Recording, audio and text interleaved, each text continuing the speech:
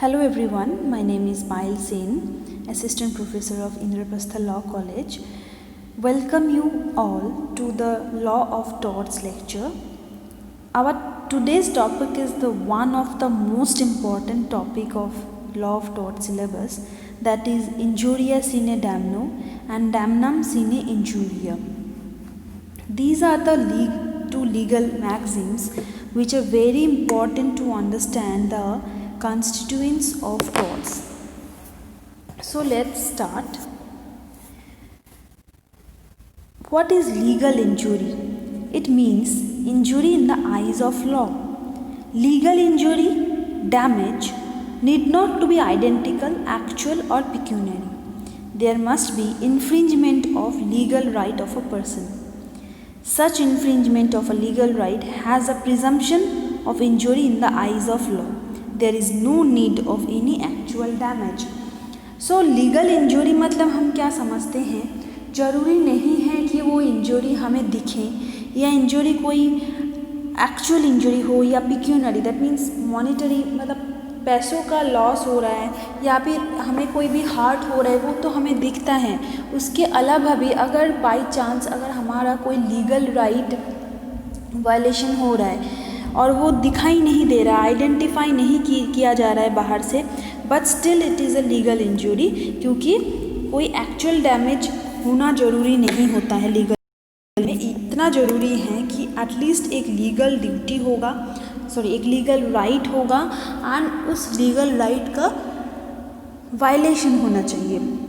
उसी के बाद क्या हो जाता है, लीगल इंजरी।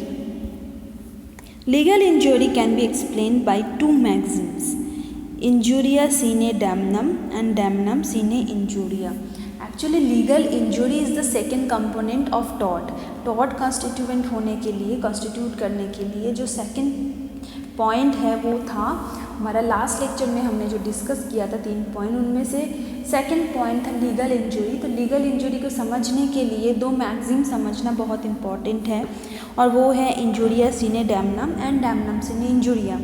अब हम देख लेते हैं कि ये जो तीनों वर्ड लिखा हुआ है, इंजुरिया, डैमनम एंड सीने, ये जो तीन वर्ड को हम आगे पीछे करके यूज़ कर रहे हैं, उनके मतलब क्या है। इंजुरिया का मतलब है कि लीगल इंजुरी, सीने और damnum means actual damage. So what is injuria sine damnum? It means legal injury without actual damage. Law presume existence of legal injury and there is no need of actual injury. So what is important is infringement of legal right. बहुत बार ऐसे होता है कि जहाँ हमारा legal right injured हो रहा है बट हमें कोई फिज़िकल हर्ट नहीं हो रहा है या फिर ऐसा कुछ भी डैमेज नहीं हो रहा है जो सामने वाले को दिखता है, या फिर कोई भी मॉनिटरी लॉस भी नहीं हो रहा है, बट क्या हो रहा है, एक लीगल राइट था हमारा, उसमें वायलेशन हो रहा है बाय सम अदर पर्सन। तो इतना ही ज़रूरी है। तो इंजुरिया सीने डैमना का मतलब है कि एक इंजुरिया, एक लीगल राइट का हार्म हो रहा है एंड कोई एक्चुअल डैमेज नहीं हो रहा है। Sine means without, that means legal injury without actual damage. Ashby versus White, ये एक केस है, फॉरेन केस है। In this case the defendant, a returning officer, wrongfully refused to register a duly tendered vote of the plaintiff. The candidate for whom the vote was tendered was elected and no loss was suffered by the rejection of the vote. Court held that action is allowed on the ground that the violation of plaintiff's statutory right was an injury for which he must have a remedy and is actionable without proof of actual damage. Ashby versus White के case में ये हुआ था, एक person थे जिनके पास voting right है बाय यूनिवर्सल एडल्ट फ्रेंचाइज, तो उनके पास वोटिंग राइट था, तो उनको वोट देने के लिए अलाउ अगर नहीं किया जाएगा, इस केस में यही हुआ था कि उनको वोट करने के लिए अलाउ नहीं किया गया था for reason but that was not reasonable cause.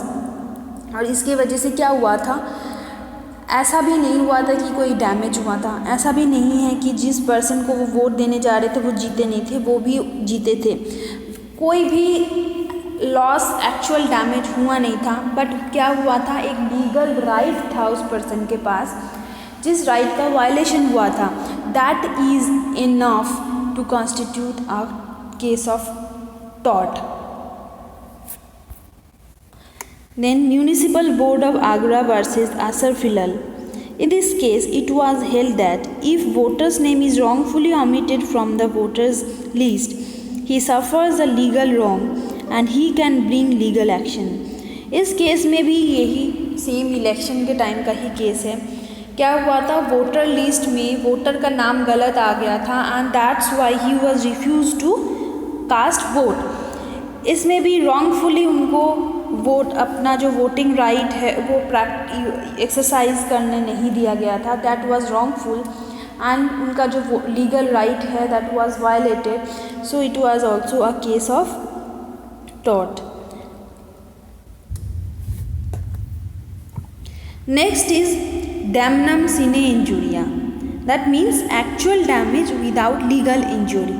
A damage without violation of legal right is not actionable. अगर कोई भी डैमेज हमें दिखता है कि वहाँ पे डैमेज हुआ है, maybe it is pecuniary और maybe it is physical damage, जो हमें दिख रहा है कि एक्चुअल डैमेज वो हुआ है, but you don't have any legal right, कोई भी लीगल राइट का अगर हार्म नहीं हो रहा है वहाँ पे, तो that means this is not. तो डैमनम सिने इंजुरिया से हमें कोई भी टॉर्ट का केस हम नहीं कर सकते हैं। Sometime a person may suffer actual damage or loss, but for that he cannot take legal action. कभी कभी क्या होता है, कोई पर्सन के पास सच में रीज़न होता है, सच में कोई एक्चुअल डैमेज होता है, बट फिर भी वो लीगल एक्शन नहीं ले सकते हैं क्योंकि ये डैमनम सिने इंजुरी हैं and without injuria, that is without violation of legal right, कोई भी केस एक्शनेबल नहीं होता है कोर्ट में। एक केस स्टडी हम देखते हैं, this is a very common and very you can say it is a landmark case of damnum sine injuria, that is Gloucester grammar school case.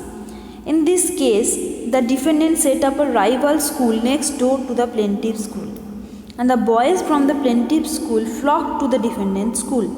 It was held that no action lay, as no damage was caused by the rival in the exercise of the right to employ oneself in one's without any hindrance and freely competing with one's rival in the same calling, trade, business.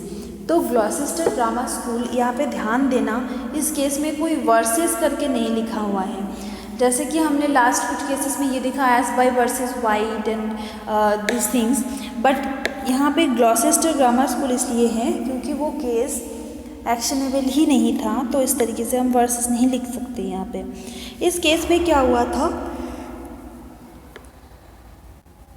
Gloucester grammar school के सामने बिल्कुल opposite में एक और school establish हुआ था और इस वजह से प्लेंटिफ के कुछ मॉनिटरी पिक्यूनरी लॉसेस हुए थे क्योंकि वहाँ के जो बच्चे थे वो जो न्यू स्कूल बना था वहाँ पे शिफ्ट हो रहे थे और कुछ नए एडमिशन भी वहाँ पे शिफ्ट हो रहे थे, तो इसलिए हम कह सकते हैं there was actual damage of Gloucester grammar school.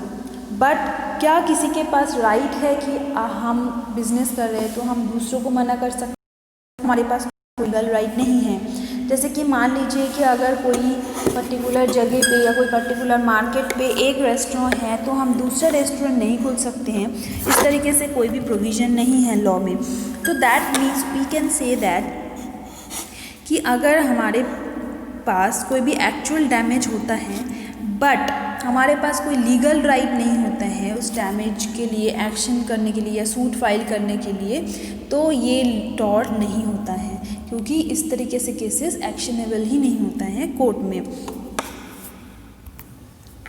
Thank you, that's all for the day.